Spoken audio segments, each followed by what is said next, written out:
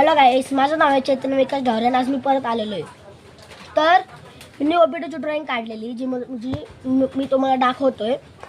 तर मध्यंतरी मी जरा आजार होतो त्यामुळे मी ड्रॉइंग्स काढल्या नाहीत.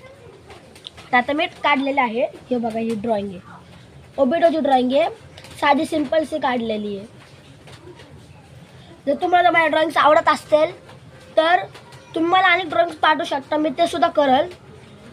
तर लाईक करा, शेअर करा, सबस्क्राईब करा.